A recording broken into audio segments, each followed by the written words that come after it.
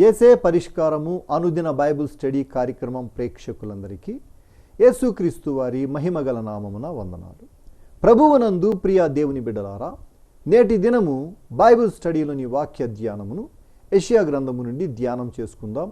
మీరందరూ సిద్ధపడి ఉంటే రైట్ రెవరెండ్ డాక్టర్ కారుపాటి శాంతసాగర్ గారు ప్రార్థన చేసి ఈ దినపు వాక్య పరిచర్య చేస్తారు. ప్రభువునందు ప్రియ దేవుని బిడ్డలారా, నేటి వాక్య ధ్యానము కొరకు ప్రార్థించుకుందాం. ఈ దినం ఏప్రిల్ మాసము మొదటి దినము. ప్రభు కృపను బట్టి ఏప్రిల్ మాసంలో సజీవులుగా ప్రవేశించాం. ఈ దినం చూడలేకపోయిన వారు చాలామంది ఉన్నారు. ప్రభు వాక్యం చెబుతున్న నన్ను, వింటున్న మిమ్ములను సజీవులుగా ఉంచారు. అందును బట్టి ప్రభువుకు కృతజ్ఞతలు. ఈ మాసం 30 దినాలు 30 మంది ఎపిసోడ్ సహకారులు కావాలి. గత మాసం 22 దినాలు వచ్చారు. ప్రభు కృప చూపారు. నిబంధనకు ఏసీటీకి సరిపడా డబ్బు ప్రభు ఇచ్చారు. ఈ మాసం కూడా కావాలి. ప్రార్థించండి. నేటి వాక్య ధ్యానానికి సహకారం ఇచ్చిన కుటుంబం ఏలూరు సమీప గ్రామం ఒంగూరు గ్రామం వాస్తవ్యులు ఆకుల కొర్నేలు గారు, దైవజ్యోతి గారు, కుమారులు కోడళ్ళు అకుల, ప్రిస్కిల్ల, బోయజు, రూతు, సీమోను, రిబ్కా, కుమార్తె అల్లుడు అన్నామణి, యేసురత్నం గారు. కొర్నేలు గారికి, దైవజ్యోతి గారికి ధన్యవాదాలు. వారు కష్టార్జితం నుండి వారిచ్చిన సహకారం కొరకు కృతజ్ఞతలు. ప్రార్థన చేద్దాం. మమ్మలను మిక్కిలిగా ప్రేమిస్తున్న మా ప్రియ పరలోకపు తండ్రి, మీకు వందనాలు. నేటి వాక్య ధ్యానానికి సహకారం ఇచ్చిన కొర్నేలి దంపతులను దీవించండి. వారి 3 కుమారులు, కుమార్తె, కోడళ్ళు, అల్లుడు మిగిలిన సభ్యులు దీవించబడాలని ప్రార్థిస్తున్నాము. మీ నమ్మకత్వం కొరకు వందనాలు. మా యోగ్యత కాదు, నీ కృప ఈ ప్రోగ్రాం నడిపిస్తుంది. కనులారా చూచి నిన్ను మహిమపరుస్తున్నావు. ఒకందుకు నేను భయపడుతున్నాను ప్రభు. యోగ్యత లేని మనుషులకు నీవిచ్చిన ప్రకటన యోగ్యతకై వందనాలు చెల్లిస్తున్నాను. ఘనత, మహిమ, ప్రభావాలు మీకు సమర్పిస్తున్నాను. యేసునామమున అడుగుచున్నాము తండ్రి, ఆమేన్. ప్రభువునందు ప్రియ దేవుని బిడ్డలారా, దయచేసి మీ పరిశుద్ధ బైబిల్ గ్రంథాన్ని తెరవండి. యెషయా గ్రంథము 34వ అధ్యాయము మీ ఎదుట ఉంచుకొనండి. మొదటి వచనం నుండి చదువుకుందాం. రాష్ట్రములారా నా యొద్దకు వచ్చి వినుడి, జనములారా చెవియొగ్గి ఆలకించుడి. భూమియు దాని సంపూర్ణతయు లోకమును దానిలో పుట్టినదంతయు వినుగాక.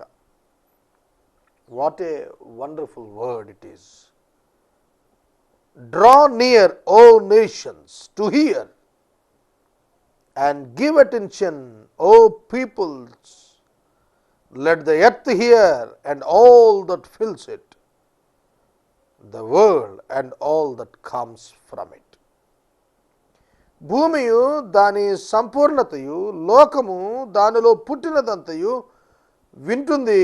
రాష్ట్రములారా, O nations and O peoples, come unto me and listen me.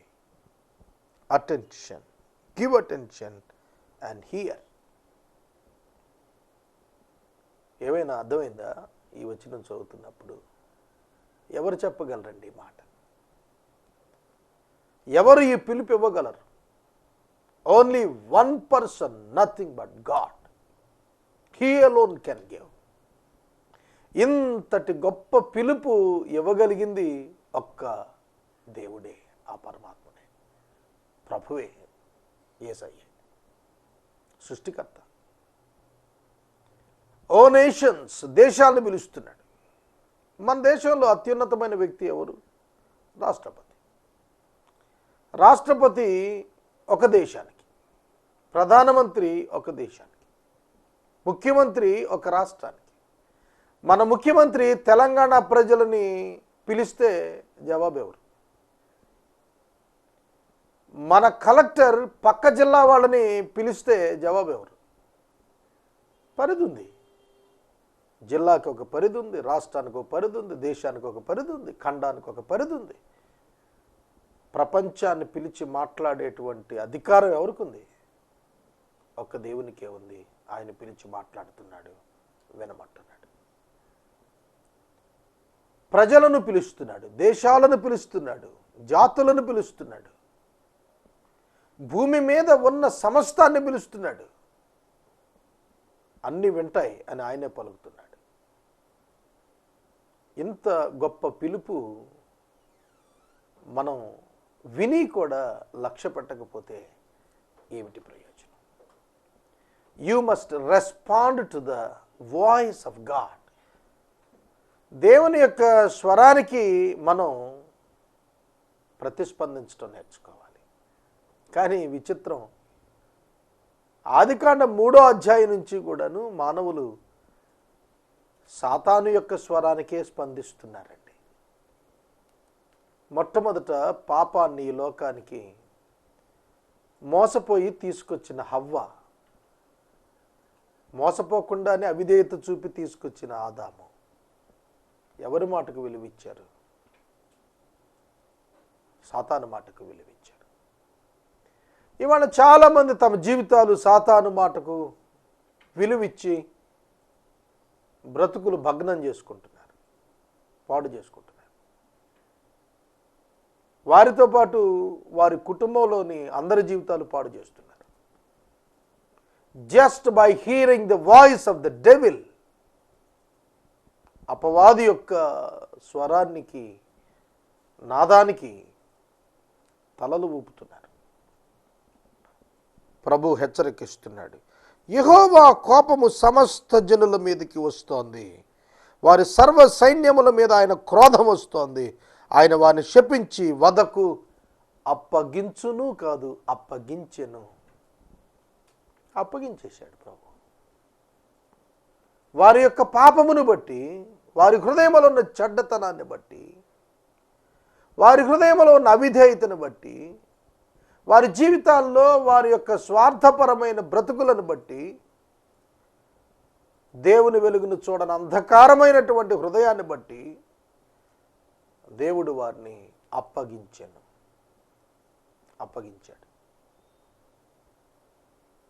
వారి జీవితాలు నాశనం కాబోతున్నాయి.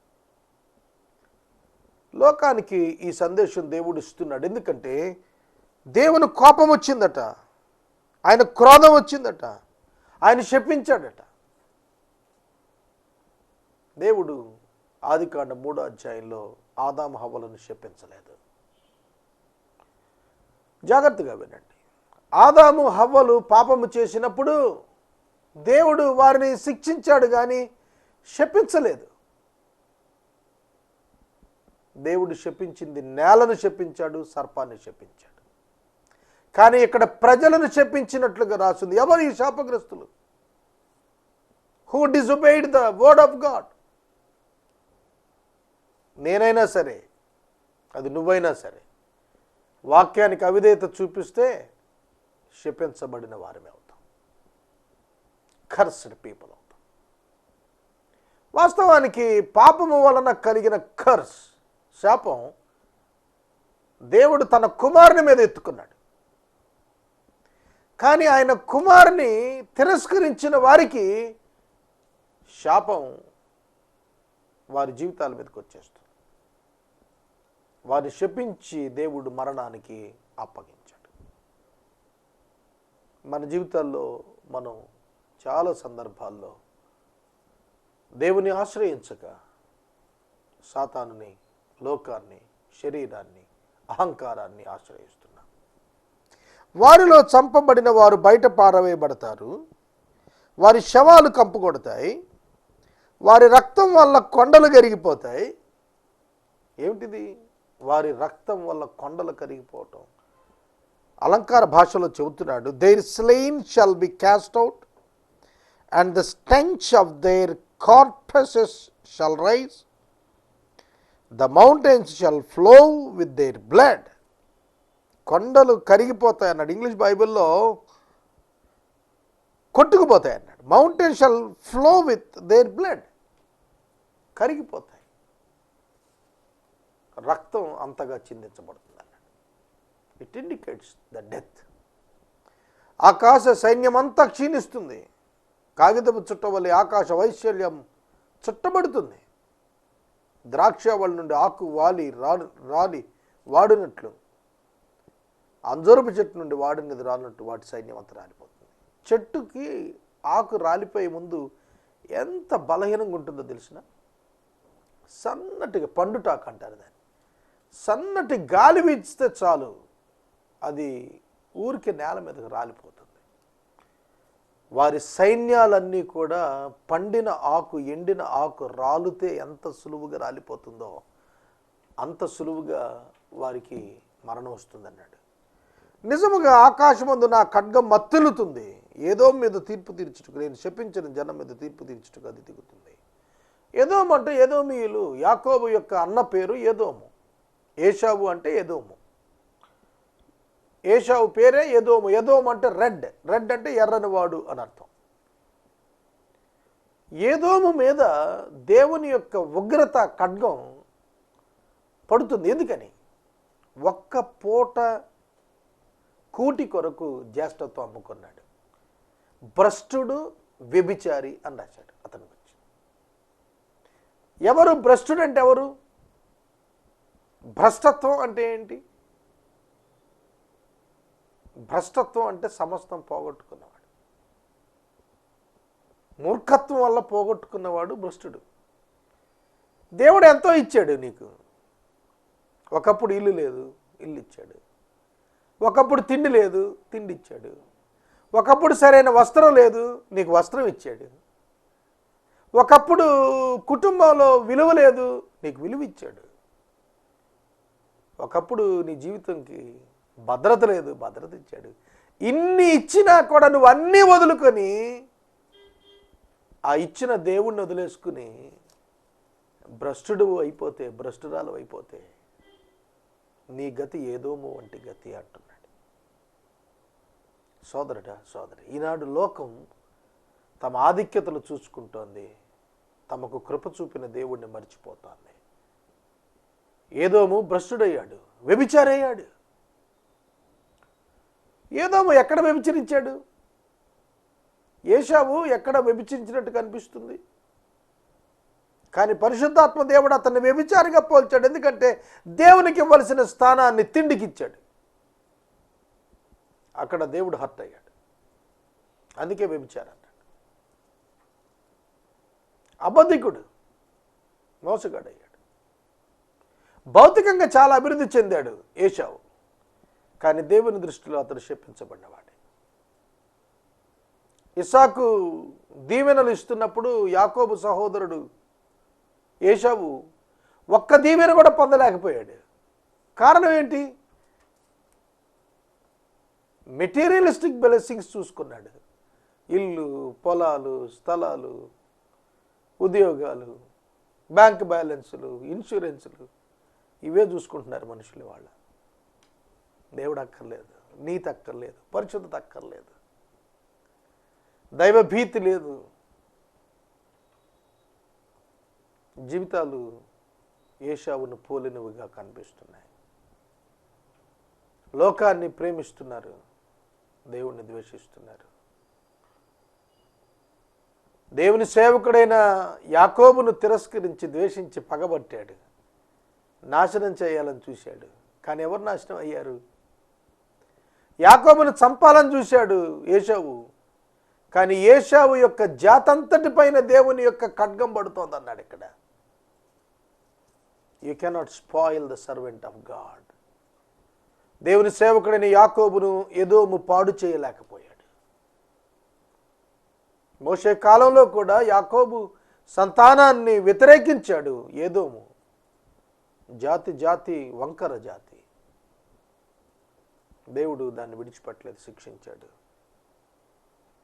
యెహోవా ఖడ్గం రక్తమయమగును, అది క్రొవ్వు చేత కప్పబడును. గొర్రె పిల్లల యొక్కయు మేక పిల్లల యొక్కయు రక్తము చేతను, పొట్టేళ్ల మూత్ర గ్రంథుల మీద క్రొవ్వు చేతను కప్పబడుతుంది. ఎలయనగా బొస్రాలో యెహోవా బలి జరిగించును. ఏదోము దేశంలో ఆయన మహాసంహారం చేస్తాడు. వాటితో కూడా గురుపోతులు, వృషభాలు, కోడలు దిగిపోతున్నాయి. ఏదోమీయుల భూమి రక్తంతో నానుతోంది, వారి మన్ను క్రొవ్వుతో బలిసిపోయింది.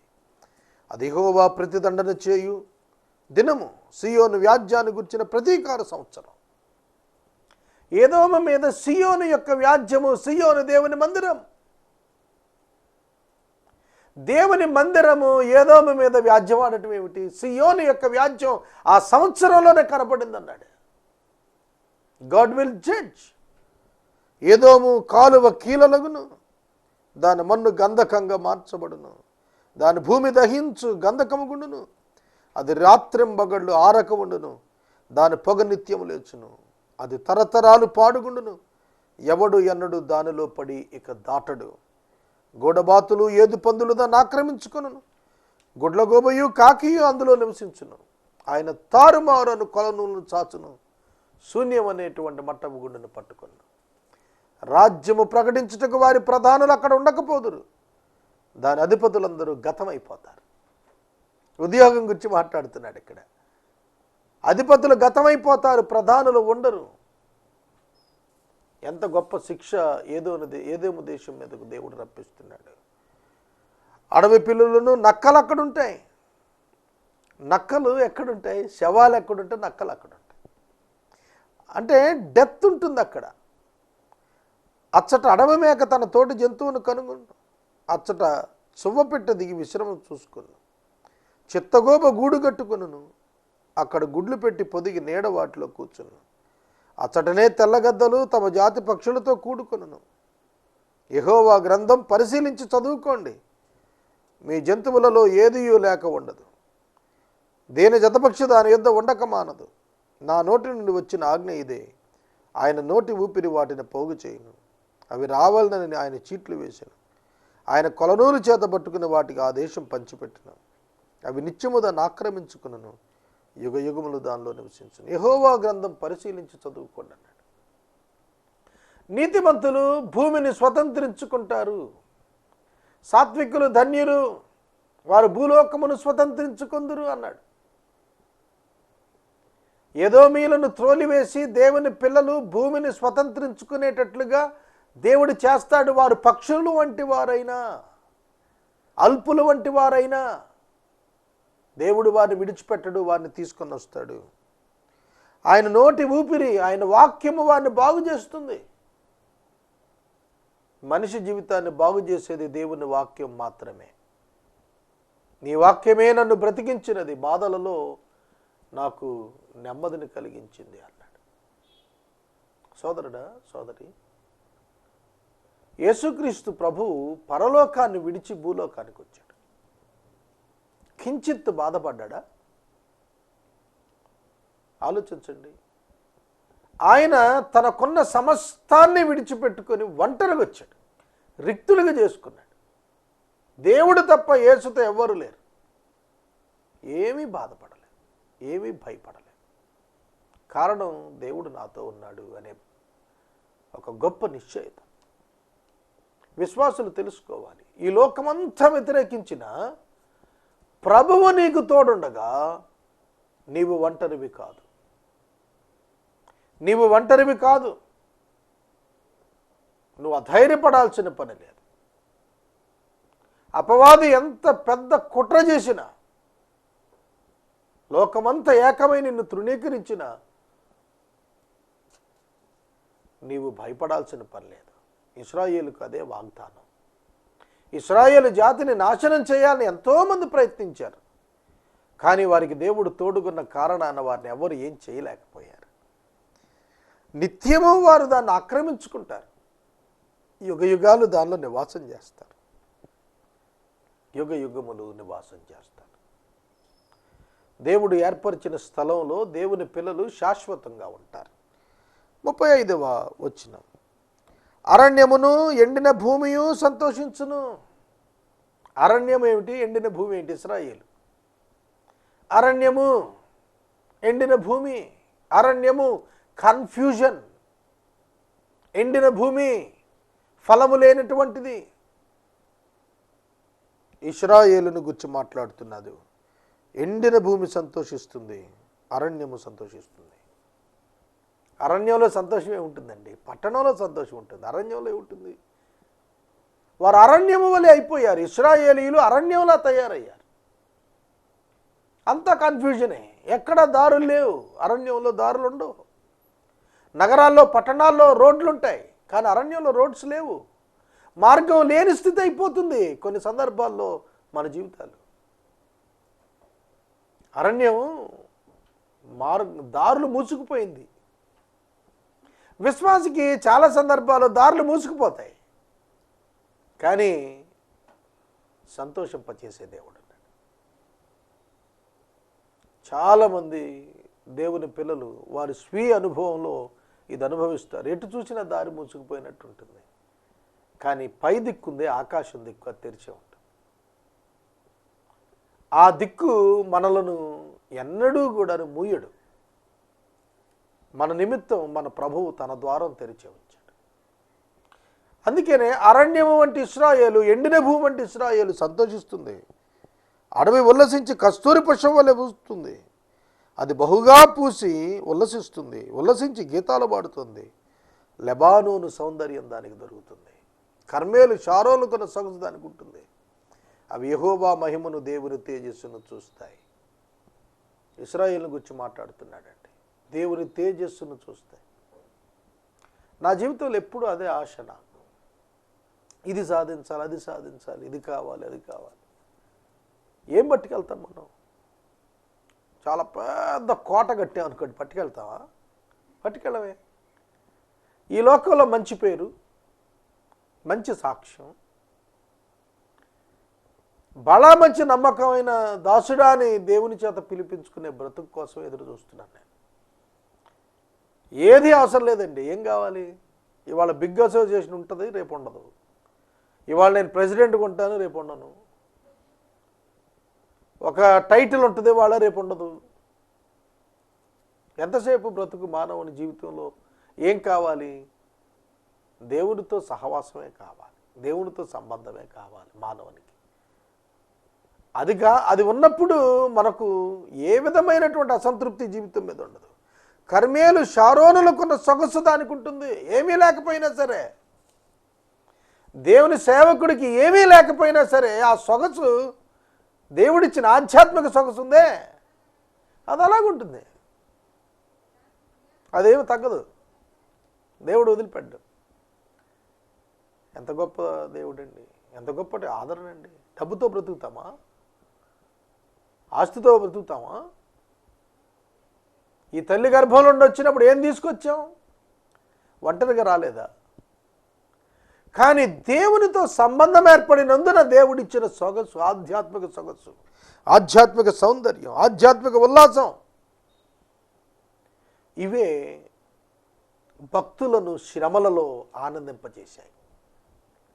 ఇశ్రాయేలును శ్రమలలో ఆనందింపజేసింది ఏమిటో తెలుసా? దేవునితో సహవాసము, దేవునితో సంబంధం. అదున్నవాడు కలవరపడడు. సడలిన చేతులను బలపరచుడి, తొట్టిళ్ళు మోకాళ్లను దృఢపరచుడి. సడలిన చేతులు బలపరచబడాలి, తొట్టిళ్ళిన మోకాళ్ళు దృఢపరచబడాలి. ఆధ్యాత్మిక జీవితం బలపడాలి. ఆధ్యాత్మిక జీవితం బలపడాలంటే దేవుని పిల్లలకు ఒక్కటే మార్గం, నేను తెలుసుకున్న మార్గం శ్రమ మార్గం. శ్రమల్లోనే మనం బలపడతామండి, నిందల్లోనే బలపడతాం, ఒంటరితనంలోనే బలపడతాం. నేను ఎప్పుడు బలహీనుడను అప్పుడే బలవంతుడు అన్నాడు పౌలు గారు. ఆయన కృప పరిపూర్ణం అవుతుంది మన బలహీనతలో. ప్రభువా, నా చేతులు సడలిపోయాయి, నా మోకాళ్ళు తొట్టిల్లిపోతున్నాయి, నన్ను బలపరుచు అని ప్రార్థించండి, తప్పక బలపరుస్తాడు. సంసోను అన్నీ పోగొట్టుకున్నాడండి. దెలైలాను నమ్ముకొని దెలైలాకు సమర్పించేశాడు. తన బలమంతా దెలైలాకు సమర్పించాడు మోసగతికి. ఫిలిస్తీ సర్దారులు అతనిని అవమానం పరిచారు, పరాభవం చేశారు. పరాభవం ఎదుర్కొన్నాడు. అక్కడొక్కటే ప్రార్థన చేశాడు, ప్రభువా నన్ను జ్ఞాపకం చేసుకోమన్నాడు. దేవుడు అతనిని బలపరిచాడండి. సడలిపోయి నీ చేతుల్లో బలం లేదు, కాళ్ళలో బలం లేదు. ఒకప్పుడు ఫిలిస్తీన్లు పరిగెత్తించిన ప్రభావశాలి, ధైర్యశాలి, బలశాలి కండ్లు పీకివేయబడి ఆ గానుగకు కట్టబడ్డాడు. ఎద్దు తీశారు, గానుగ కట్టారు. అంతటి అవమానంలో అతని ప్రార్థన దేవుడు ఆలకించి అతను బలపరిచాడు. The failure in the life of a servant of God is not the issue for God to rebuild him again. దేవుని సేవకుణ్ణి తిరిగి బలపరచడానికి దేవునికి అసాధ్యం కాదు. A simple prayer brings the greatest answer. సడలిన చేతులు, తొట్టిల్లిన మోకాళ్ళు బలపరిచే దేవుడు, దృఢపరిచేటువంటి దేవుడు ఉన్నాడు. ఈ మాట ఎంతగానో మనల్ని ధైర్యపరుస్తుంది. ఈ లోకంలో దేవుడు తప్ప ఎవరు మనల్ని బలపరిచేవాళ్ళు లేరు. Even your parents, even your wife, even your children, your relatives, friends. కొన్ని సందర్భాల్లో ఎవరు నమ్మదగిన వారు ఉండరు. అయినప్పటికీ కూడా నమ్మదగిన వాడుగా ఉండేవాడు ఒక్కడే, ఆయన ప్రభు అయిన యేసుక్రీస్తు. అందరూ నిన్ను విడిచిపెట్టచ్చేమో కానీ ఆయన మాత్రం విడిచిపెట్టడు. నీ భర్త నిన్ను ప్రేమించకపోవచ్చు, నీ భార్య నిన్ను ప్రేమించకపోవచ్చు, నీ బిడ్డలు నిన్ను ద్వేషించవచ్చు, కానీ నీ ప్రభువు నిన్ను ఎన్నడూ విడిచిపెట్టడు. ఆయన క్యారెక్టర్ అది. ఆయన బలపరుస్తాడు, ఆయన దృఢపరుస్తాడు. నమ్మండి, దేవుని కార్యాలు చూస్తారు. ఈ రాత్రి నేను మనవి చేస్తున్నాను, సహోదరుడా, సహోదరి, దేవుణ్ణి మించినటువంటి సహాయం మరొకటి లేదు. మానవుడు ఏపాటి వాడండి, ఇంతలో కనపడి అంతలో మాయమైపోయి ఆవిరి వంటి వాడు. మనం చనిపోతే ఎంతసేపట్లో మర్చిపోతారు మనల్ని. నేను ఒక నెల దినాలు వైద్యం పేరిట హైదరాబాద్ వెళ్ళాను. ఏలూరులో ఎవడు నన్ను తలుచుకున్నట్టు అనిపించలేదు నాకు. పీపుల్ ఫర్గాట్ మీ, మర్చిపోయారు నన్ను ఒక నెలలో. ఇవాళ నుండి ఒక నెల ఏసే పరిష్కారం ఆపేస్తే మీరు మర్చిపోతారు. ఒకప్పుడు వచ్చేవాడు బోధకుడు అనేవాడు. మానవుని జీవితం తృణప్రాయం, కానీ ప్రభు మనల్ని అలా ఎంచలేదు. మనుషులను మర్చిపోతారండి, కానీ దేవుడు మనల్ని మరిచేవాడు కాదు. ఈ రాత్రి నేను వాక్యాన్ని ముగిస్తున్నాను. మీ సడలిన చేతులు బలపరిచి తొట్టిల్లిన మోకాళ్ళు దృఢపరిచే దేవుడు ఉన్నాడు. ధైర్యము విడువక ప్రార్థించుమని ప్రభు పేట నేను మనవి చేస్తున్నాను. నేటి వాక్య ధ్యానానికి సహకారం ఇచ్చిన కుటుంబం ఒంగూరు గ్రామ నివాసితులు ఆకుల కొర్నేలు గారు, దైవజ్యోతి గారు, కుమారులు, కోడళ్ళు అకుల, ప్రిస్కెల్ల గారు, బోయజు, రూతు గారు, సిమోను, రిబ్కా గారు, కుమార్తె అల్లుడు అన్నామణి, యేసురత్నం గారు సహకారం ఇస్తున్నారు. ఈ కుటుంబానికి ధన్యవాదాలు. ప్రార్థన చేసుకుందాం. మనము ఇంతవరకు రైట్ రెవరెండ్ డాక్టర్ కారుపాటి శ్యామ్సాగర్ గారి ద్వారా బైబిల్ స్టడీలోని వాక్య ధ్యానమును యెషయా గ్రంథము నుండి ధ్యానం చేసుకున్నాం. ఈ కార్యక్రమం ద్వారా మీరు పొందుకొనుచున్న ఆత్మీయ మేలులు ఒక ఉత్తరం ద్వారా మాకు తెలియచేయండి. మీ ప్రార్థనా మనవులు మాకు తెలియచేస్తే ఏసే పరిష్కారం కార్యాలయంలో ఏర్పాటు చేసిన ప్రత్యేక ప్రార్థనా శిబిరంలో మీ కొరకు ప్రార్థిస్తాం. మీ కుటుంబ పక్షంగా ఒక ఎపిసోడ్ ప్రసారం చేయాలనుకున్నారు మాకు తెలియచేస్తే మా సిబ్బంది మీ గృహాలను దర్శిస్తారు. ముగింపు ప్రార్థన ఆశీర్వాదాలతో ఈ కార్యక్రమాన్ని ముగించుకుందాం. మమ్మల్ని మిక్కిలుగా ప్రేమిస్తున్న మా ప్రియ తండ్రి, మీకు వందనాలు. ఏదో ముకు శిక్ష వచ్చింది, శాపం వచ్చింది, నాశనం వచ్చింది. అపవాదిని ఆశ్రయించిన వారికి అదే గతి. ప్రభు, మీకు ప్రార్థిస్తున్నాం. మేము అట్టి దుర్గతిలోకి వెళ్లకుండా మా ఆత్మీయ జీవితాలు కాపాడండి. ఆకుల కొర్నేలి గారి కుటుంబాన్ని ఆశీర్వదించండి. రేపటి నుండి మాసాంతం వరకు సహకారులను విస్తృతంగా పంపండి. గుడ్ ఫ్రైడే, ఈస్టర్ వర్తమానాలు గంభీరమైనవి మాకు అనుగ్రహించండి. యేసునామమున అడుగుచున్నాం తండ్రి, ఆమేన్. తండ్రి అయిన దేవుని ప్రేమ, కుమారుడైన యేసయ్య కృప, పరిశుద్ధాత్మని అన్యోన్య సహవాసం సదాకాలం మనందరికి తోడైండును గాక. ఆమేన్.